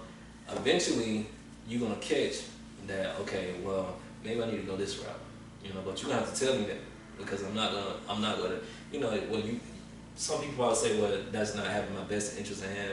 But if I meet somebody that's like me and how I am, and I do that to them, then they're gonna have the same outlook that I have on the person that did it to me, and then that cycle is gonna keep going because when you buy a house, that's a major purchase, you know, and there's so many different ways you can work that investment because that's what it is. It's an investment from cash out refinance, just refinance, or renting it out, or just selling it and get a capital gain off of it that can change the dynamics of your house. So when you ready to purchase and you ready to lock in, come with me with honesty on what you want and where you are financially and how you want to move. And, because my team's gonna put it together for you if you're not working with a lender. Now, if you got a lender, then good. But I got several people that's gonna make sure that everything go the way it needs to. But if you're not being real with it, it's gonna show. You know, and it's gonna waste a lot of people's time, and it's gonna break your heart. Because if you got your eyes set on this house, you know, you get through and you don't pay the appraisal, and especially you lie about something or your finances. Yeah, because they're gonna do a verification of employment. They're gonna make sure that you're employed. That's funny you brought that up. Talking about my own thing. I'm literally in the Army. It's a bunch of pictures in the Army. I couldn't use my Army paperwork. I forgot for what was going on. Yeah, they said, 12 or something. It was Sunday. They said, "No, we can't use the Army. There's no Army on my paperwork." Because that's how deep they go in. Like, yo, we know you call my unit. Right. I got all the photos. I got every documentation you need. It ain't the right piece of paper. We can't use that. Right. So they didn't use it. They didn't use the Army on mine. That's how deep they go. So ain't no point to lie to them. Because sometimes even when you tell them the truth, you still can't use it. Right. So you know, you think that's being real. Yeah, you think you're gonna quit your job and file one before you close or whatever. No. They got 3 days before you close to verify your employment. All right, and on the way in, they call me to make sure you're still working. With myself, like I said, I was a firefighter. So I was working for the county in Fulton County, and then it became the city of South Fulton. Well, I was closing at that transition. So I'm walking in to close. The lender called me like, hey, you can't close right now because your county, your HR said you retired. They gave it the wrong terminology, but we had just switched. So technically, I wasn't employed with Fulton County no more. I was employed with the city of South Fulton. But they fixed it the same day because it was the same. I never changed stations or addresses or nothing. It was just paperwork. But that just goes to show you can be walking in to sign your documentation, but before they fund it, they're gonna make sure that there's no any life changes event going on with your loan before they give you that money. I said, even like with Geico, when I tried to verify, it was difficult. Like I had my supervisor send the email, salary, everything. Yeah, we still can't use that. You got a number for us to call Geico? You know Geico, ain't no number. Ain't nobody answering that phone. Like, I don't know what y'all want me to do. Like, I don't know what y'all want me to do. Like 9 options to go through. You got a lot, yeah. Nah, that's dope. Like you said, setting the cap. Cause like I said, with my first realtor, man, he like basically was like, hey man, like you a young dude, like I don't know what you really want. You probably like stay on the north side of town. That's probably what we can do for you. Things like that. That's why like when I came to run, I was like, when we first started looking at houses, I'm like, man, I don't know, man. I'm just looking for just 4 walls, man. He basically like, I can, hey, if I get 4 walls, be good. That thing I know I give him Ryan. He's like, man, you can pretty much get whatever you want. When you be honest, I'm like, I ain't never to this day. I never think I bought a $200,000 house because I can get a $200,000 house. Right. But it's one of those, and it's not even like he was trying to sell a more expensive house. It's just one of those like you said, this your forever home. Like, and you can be cheap about a lot of things. Don't be cheap about where you plan to live. Yeah. Like, well, you you don't back down, but follow your pre-qual, your pre-approval, because that's gonna get you financed, right? But if you can and go what you can go for it. But make sure you look at what the market's doing too. Make sure you're looking at where you buy your house at, because your resale, if you know you're not gonna be there forever, you're gonna want to sell. Yeah, you're gonna want to. Yeah. You can want to sell. He been here a year. He can say he coming out good. He coming out great. More than what he. Oh yeah. Because the market switched soon as he. For him. But they still building his subdivision. So every so really when they finish that all them homes. And then they get ready to start over here. Yeah, they just put that out. Let's see more house. Central community going over here. And you know they still And I think like them houses probably $200,000 houses over there too. They ain't putting no cheap houses over here. Now these are $250 right here. Oh, see? Yeah, $252 actually, and that's appraised value. So you know at least what you get, right? That's what I say. You can walk away and be great. Be awesome. That's why I say it can change the dynamics of your house because it's an investment. The real estate is a good field to get into because now it do take some capitals. I mean, like as far as working on real estate or just even it if you don't just matter what just real estate period. Yeah, just capitalization. It's a good industry. That's crazy how quickly do they still got that sign out there? Cause they used to have a sign out there. No, that sign got down. They took that sign down because they just had a sign. 99 or 100. It said they had the name of the neighborhood. It was like $190,000 house starting at 190. I was realized they took that sign down. I mean, come over here for 190. We ain't got nothing for you over here. That thing, I didn't even think about that. They took the sign down. That's how you know it's real over here. Don't even come looking for that. We ain't got nothing for you for no 190. So, all right, let's move to the final day. As far as when it's time to close, you about to get the keys to your house. Talk about the final walkthrough. Why is that so important? And I know some people like try to rush through it because they're ready to go get their keys. Right.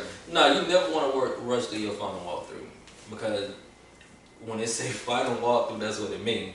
That's it. Now, of course, like I said, you have a warranty. Things go wrong, you can call them and tell them to correct something. But this is your last opportunity to make sure that the seller or the builder did everything they were supposed to before you close.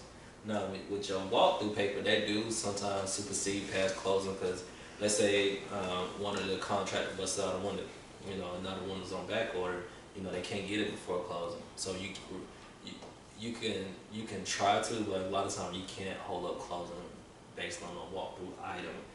It depends on what it is, because a lot of times they have the contractors there. So if you say something you fix, they jump on it right then to do it before you close. But definitely never try to rush your walkthrough. Make sure that you're looking at your corners. Make sure you're not seeing any major cracks on your wall, or make sure you're not seeing any ripples in the floor, or your flooring isn't woken up if you got hardwood floor. Just make sure that everything's good. Make sure that your outlets work. One thing you do when you do your initial walkthrough and your final walkthrough, always bring a charger. Bring your charger, hook it in your phone, and hit every plug to make sure that every plug is working. Right? Because you can get in here. Like how many people actually go around and just check every plug? I'm pretty sure you got some plugs out here you never touched before, unless you put covers on it for your kids. But make sure you go through and hit every outlet, make sure it works. Make sure you test your microwave. Make sure you test your dishwasher. Make sure that it's running. Make sure it's shooting out water. You know, it could be some incident where it's on, but you go put the dish in it, there's no water coming out because the plumber's not right. If you do get a refrigerator, make sure you check the ice maker. And if you do got a refrigerator with an ice maker, run one cycle, let the ice build up, dump the ice. Right? Don't use the first cycle of ice. You can do it 1 or 2 times, but dump the ice. Make sure that you got some ice in there. All your warranty stuff, any of your appliance, go through. Make sure you register all your appliance in case something happens, because you can get a limit on your stuff. So yeah.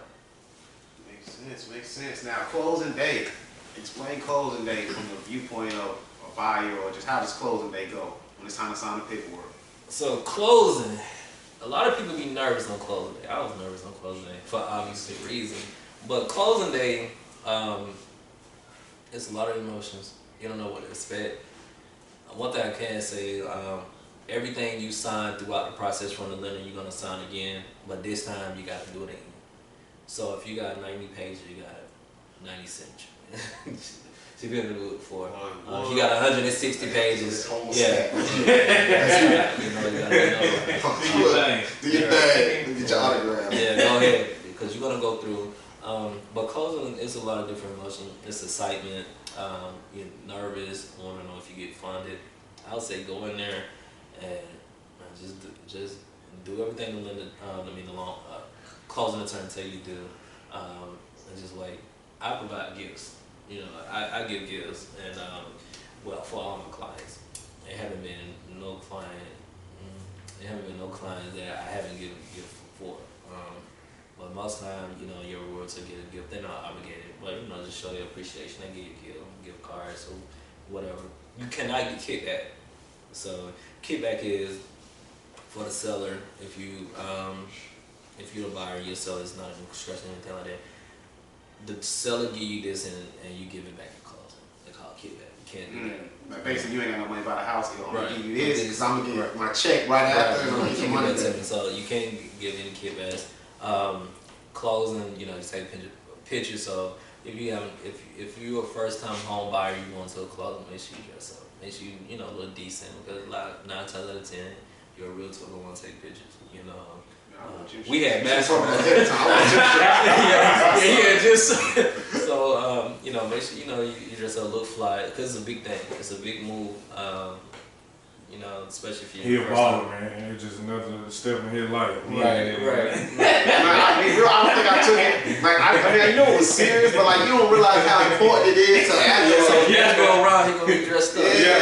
The next house, you always tell him what you gonna have on. Let me buy your first house in gym shorts. Right. But I would definitely say, man, live in that moment. Live in that moment, because you know it's not gonna happen again. You know, once you buy your first house, it's gonna be excitement every time. But when you buy your first house, there's a different feel, because you know, especially in the Black community, you have some ownership, but a lot of time it wasn't ownership in the Black community. So what they did, it got taken away. That's a whole nother subject. But just embrace it. You know, I know for myself, my family, I think out of my grandmother's grandkids, I want to say I was the first one. You know, but now a lot of my cousins are buying houses, you know, and they come to me, they ask me any question, I provide it, you know, even if they use another realtor, that I don't get, because it's the end goal, you know, I don't get upset about that. So everything is just like, is love, you know. So when you buy a house and you at that closing table and you did it, you know, you could be nonchalant about it, you know, you could be, you know, I don't really laugh, but like with family, I just know how. I'm gonna keep it real. This nigga make me wear out. I'm gonna keep it real while I wore gym shorts, because up until, like, because I was still mad, I was like, I'm playing, bro. I kept the pin up my head, and one last thing, I'm good. Yeah, that's when it started to come out. But as far as my family, man, they've been real supportive. So yeah. You don't think they would want you to just No, because they come to me. You know, they come to me. Yeah, you know, and that's one of the things you should change the narrative up. You know, they come to you first, ask you questions, you give them the roles, and if they have a successful closing, you know, you still do your job. Part. That's where they come in. That it's not always about money. You know, knowledge. Like what we talk about. You know. you pay for knowledge, and that knowledge comes with experience. You don't go to school and you can't just get experience. And, you got to be out there working. So when you provide that knowledge to people about this process of what's going on, it go far. Now they can look at it like this ain't a good deal. And then back here, my brother, my cousin, I know he'll get me. Yeah. it's like he wanted to do this like this. So man, the end goal is ownership. Yeah. So you can pass it down, or even if buy a home. Make sure you buy a home we still talking real estate. So this is the best time. Make sure you buy a home. Alright, even if it's not your primary residence, if it's an investment property, buy a home so you can pass it down. But don't pass up on flips, right? Because you can get a property for $6,000 that need a lot of work done to it. Let's say you buy it at $6,000, but the houses that's fully renovated and new or whatever going at $150,000. When you spend that $30,000-$40,000 into it to get it where it need to be at, you resell it at the current market value. So you get all your money back. Plus top cap. Plus cap, alright? So that's one thing to keep that in mind. Even with your primary resident, your first home, Lawrence can sell a house and get a cap, or he can go buy another house and use that as a rental. Once he get that lease and show the consideration, now he can use that as income.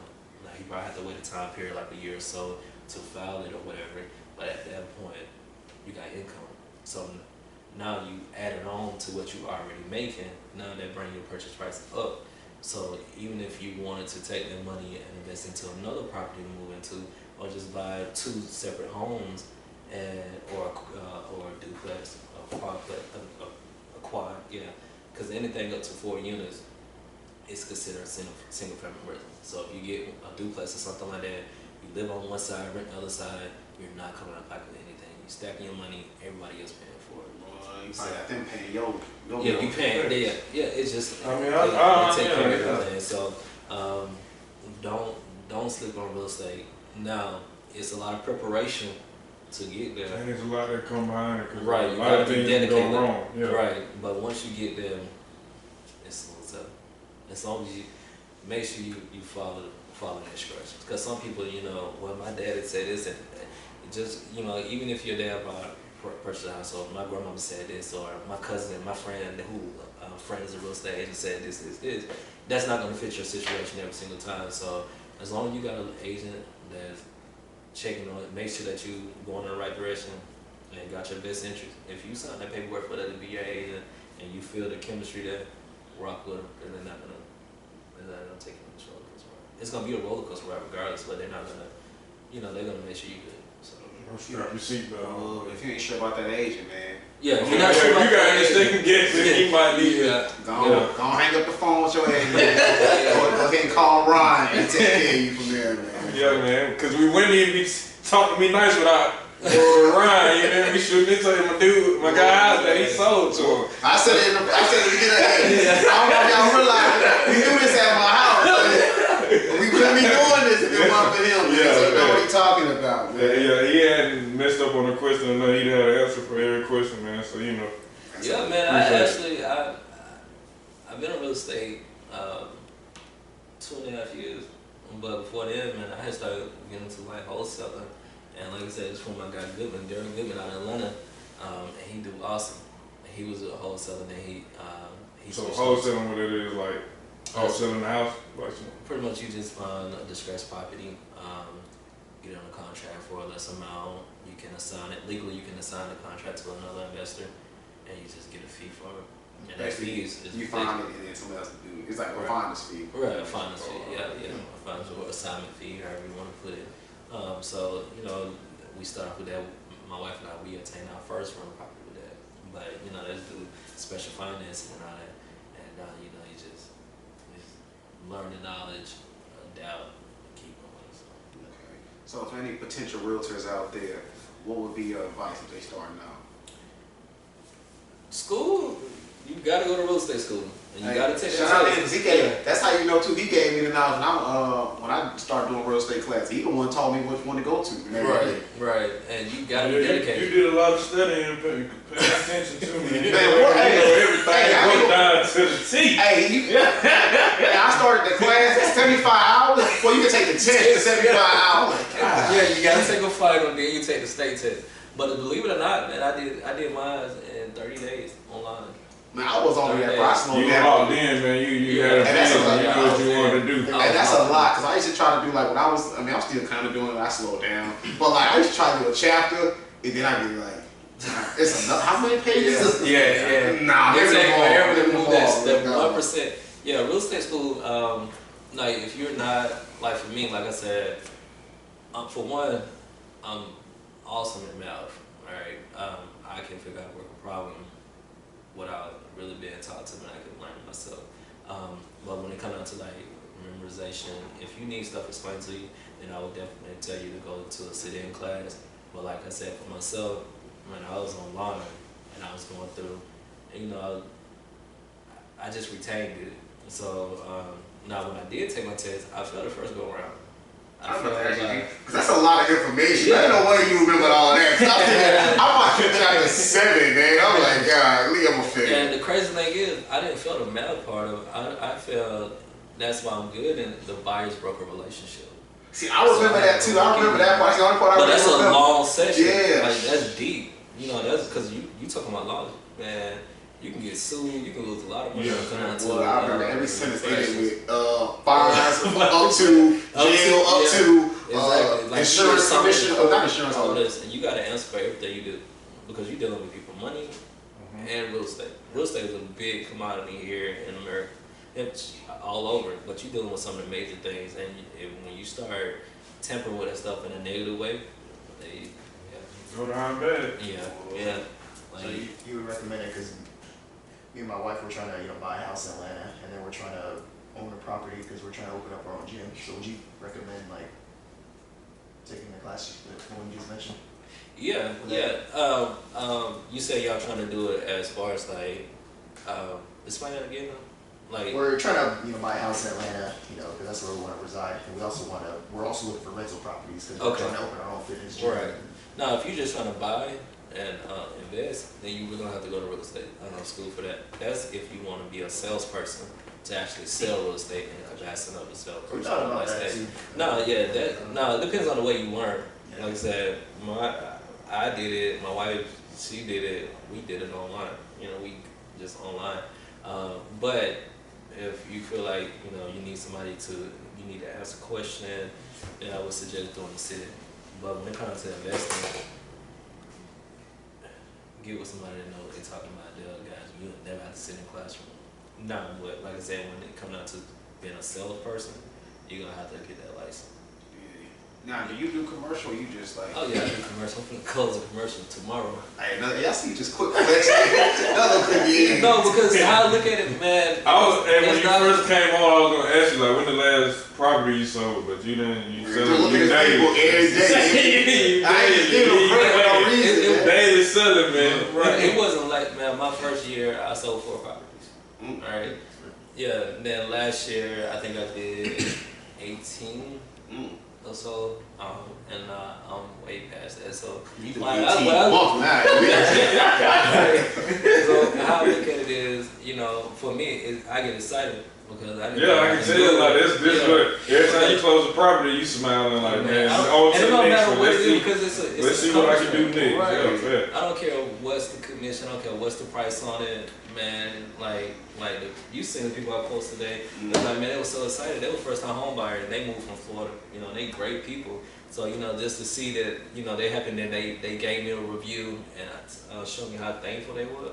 They get me excited. So when somebody asks me, I just close. It's not flexing anything. It's just like, man, it's definitely earned. It's definitely earned. Right. And I think we talked about it last time. Like, with your accomplishment, never let nobody make you feel like you're not supposed to speak on it or it's not being humble.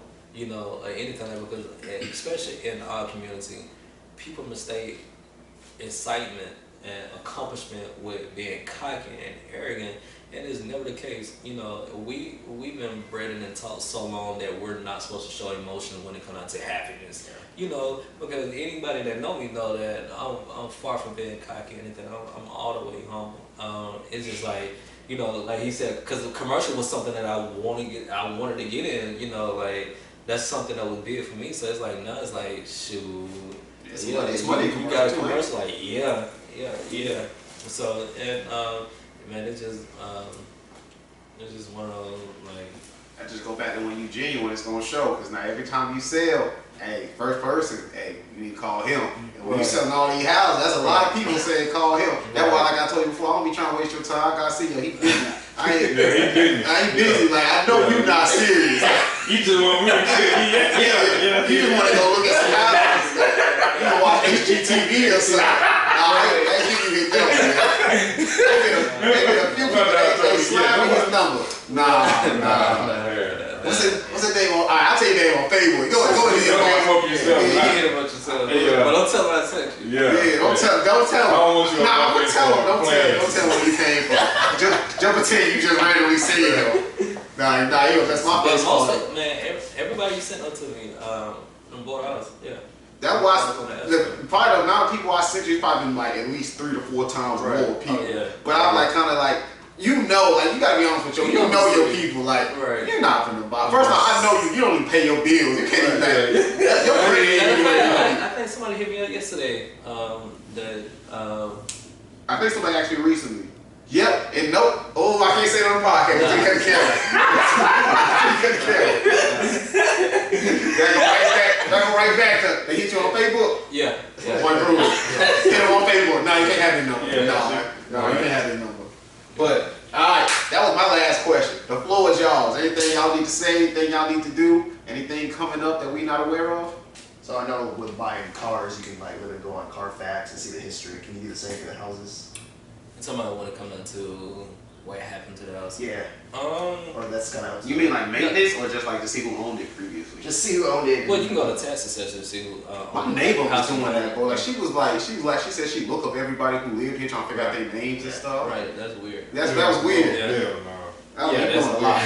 When she said that, I was like, for what? Why? Like, because I was my deal boss one day. She said my name. I was like, how you know my name?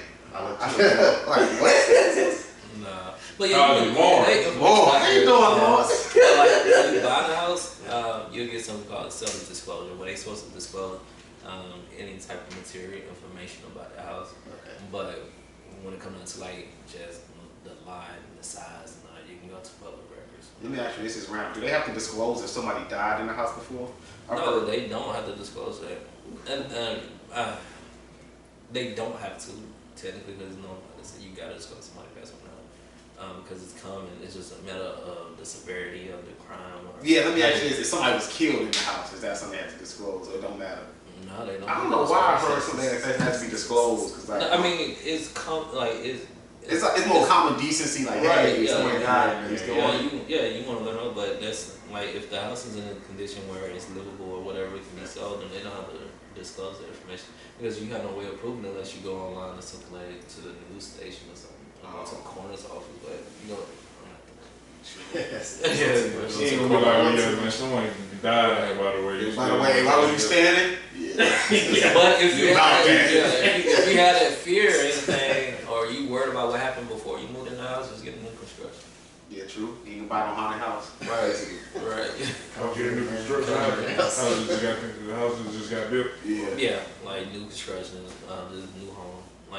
Like for instance, if house across the street, someone just bought that, that's considered resale because it's like if he sell his house, it'll be resale. So even if like, cause this house ain't been up long, even if like, let's say, and let me ask you this, like let's say I buy a house and sell it in a month, even if technically it's new, it wouldn't be new no more? Like if they flipped it? It'll still be new, it's just like with a car. You get a car, you have that's perfect. Pre-owned. It's new, but it ain't brand new. Right. Brand new. Right. He's about to hear. The good thing is with real estate, it's not gonna change the component. It's a new house. Right, it's not gonna change it. Yeah, you get like it's nowhere. Even if someone stayed there before, you just be like, you wouldn't be able to tell. Like, right.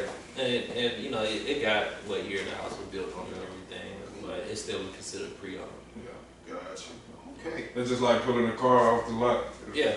Bringing it, even if you keep even if you had put a mile on it, it's still pre-owned, and then depreciation hit. But with real estate, you know, it ain't got no depreciation. They got depreciation on it, but it ain't nothing like for your house to depreciate, wouldn't it be more like you really had to try to like, house. you really had to be taking this house through it to depreciate? Well, yeah. You had the whole family, all your cousins, everybody. Running through the walls on purpose. I just had an appraisal report.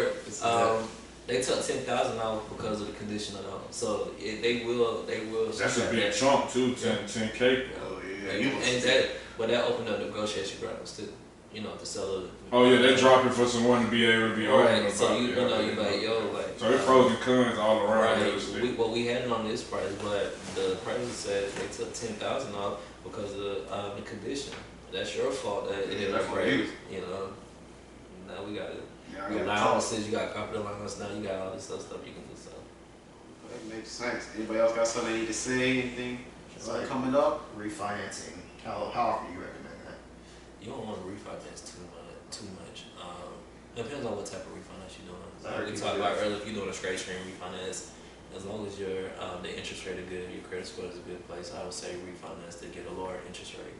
You definitely want to look at the market. Now, if the interest rate is wrong with what you got, then it really won't be a purpose to do a straight stream refinance. But if you want to do a cash out refinance to take money out, then I would say do that probably once or twice. Like I said, it depends on how long you had the house and what the market's doing now. If you got, $150,000 in the equity, you want to take some now, take something later, then that's cool too.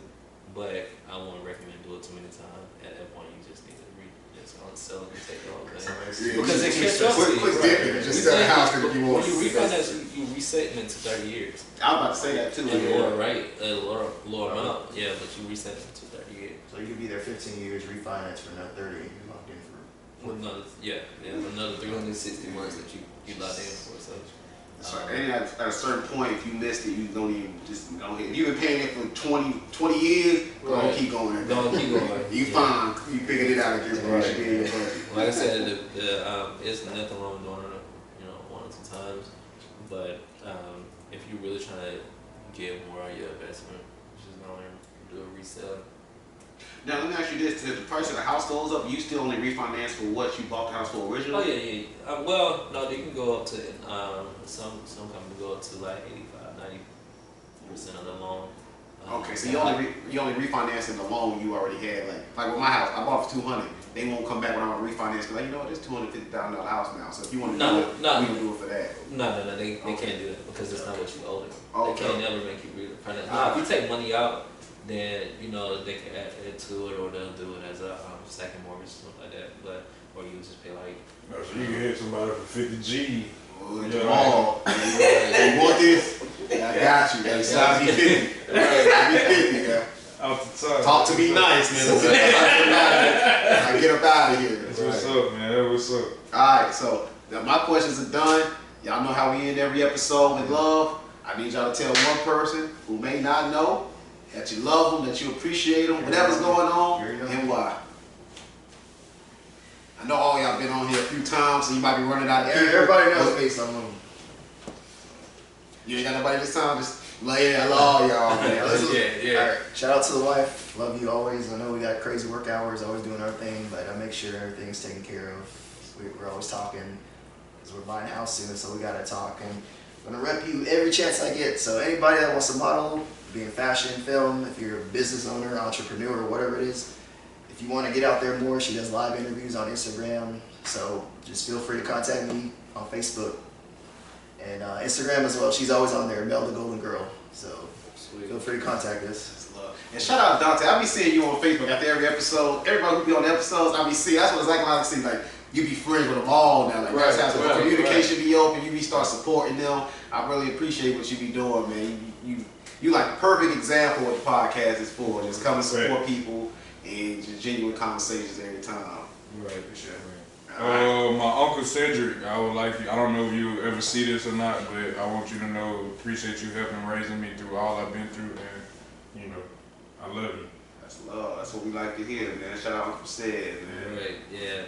All my clients that helped me get to this point, I definitely appreciate you all and trusting me to be the best I can be and represent you all.